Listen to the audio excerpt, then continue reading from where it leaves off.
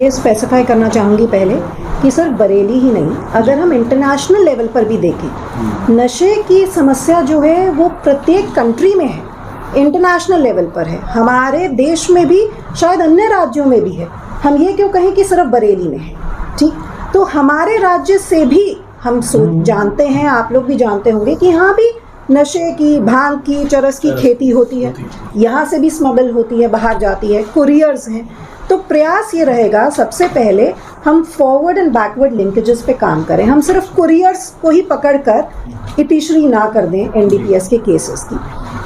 Forward backward linkages पे जब हम काम करेंगे तो उसके साथ साथ हमें पता चलता है कि इसका सबसे बड़ा बेनिफिशियरी कौन है। उनके विरुद्ध हम फाइनेंशियल पावर्स जो एनडीपीएस ने हमें दी हैं, उनकी प्रॉपर्टी फोरफीचर की, सीजर की, तो वो कार्रवाइयाँ करेंगे। उसके बाद आगे की कार्रवाई में ये होता है कि जो हम नशे में लिप्त लोगों को पकड़ते हैं, उनका रिहैबिलिटेशन कैसे किया जाए। एक बार जब वो आए छूट कर जेल से, उसके बाद वो पुनः नशे में लिप्त तो नहीं हो रहे हैं, क्या कोई गैंग तो नहीं है जो उनको इस ओर लेकर जा रहा है। ये रिहैबिलिटेशन भी एक बहुत इम्पॉर्टेंट इशू है, जिसके लिए हम संबंधित विभागों से, चाहे वो समाज कल्याण हो, चाहे वो महिला कल्याण हो, इनसे समन्वय स्थापित करते हुए अग्रिम कार्रवाई करेंगे, एक रोड मैप तैयार करेंगे और इंश्योर करेंगे कि जल्द से जल्द हम इसमें एक पॉजिटिव आउटकम लेकर आ सकें। बेसिक पुलिसिंग में हम अपने कार्मिकों को अधिक से अधिक संवेदनशील बनाएं इन चीज़ों के बारे में कि लोगों की अगर शिकायतें हैं तो शिकायतों का निस्तारण समयबद्ध रूप से हो जाए, ताकि वो अपराध में कन्वर्ट ना हो। साथ ही साथ अगर कोई फरियादी थाने पर पहुंच रहा है, चौकी पर पहुंच रहा है, तो उसकी कंप्लेंट को सीरियसली सुनने के लिए जो संवेदनशीलता, सेंसिटाइजेशन की ज़रूरत है, हमारा प्रयास रहेगा कि हमारे हर थानाध्यक्ष, हर सीओ, हर एडिशनल एसपी स्वयं अपनी फोर्स का निरंतर ब्रीफिंग करें, निरंतर काउंसलिंग करें,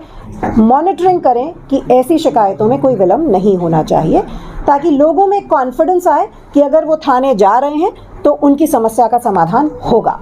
और साथ ही साथ हम लोग जो गश्त है, क्षेत्रों में बीट पुलिसिंग है, उस सबको पुनः सुदृढ़ किए जाने की कार्रवाई के लिए भी प्रयास करेंगे। ये हम लोगों को भारत सरकार से, गृह मंत्रालय से जो निरंतर निर्देश प्राप्त होते हैं, चाहे वो वेरिफिकेशन से रिलेटेड इश्यूज़ हों, बाहरी व्यक्तियों का सत्यापन संबंधी, बॉर्डर मैनेजमेंट के इश्यूज़ हों, गवर्नमेंट ऑफ इंडिया की इतनी ऑर्गेनाइजेशंस यहाँ पर हैं, पैरामिलिट्री फोर्सेस हैं, उनके साथ समन्वय की बात हो, तो हमारा प्रयास ये रहेगा सबसे पहले कि हम समस्त प्रशासनिक इकाइयाँ, समस्त भारत सरकार की ऑर्गेनाइजेशंस, उनके साथ एक अच्छा समन्वय स्थापित करें।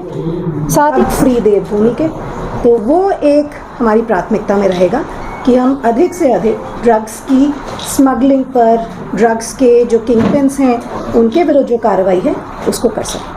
ये भी एक इम्पॉर्टेंट बिंदु है बेसिक पुलिसिंग का। मतलब हम लोग ये मान के चलते थे, जब हम आए थे हमें यही सिखाया जाता था कि अगर कोई कंप्लेंट आई है, आपने तुरंत वहाँ पहुँचकर उस कंप्लेंट का निस्तारण कर दिया तो आप क्राइम काफ़ी हद तक रोक पाओगे। लेकिन शायद हम वो सेंसिटाइजेशन जो है हमारी फोर्सेस में, वो सेंसिटाइजेशन इतनी हद तक हो गई है कि जब तक कि कोई बहुत एक्सट्रीम सिचुएशन ना आ जाए, एक रिस्पॉन्स नहीं आता। तो मेरा प्रयास डेफिनेटली रहेगा कि जो भी कंप्लेनेंट आ रहा है उसका हम समयबद्ध तरीके से उसकी शिकायत का निस्तारण कर सकें।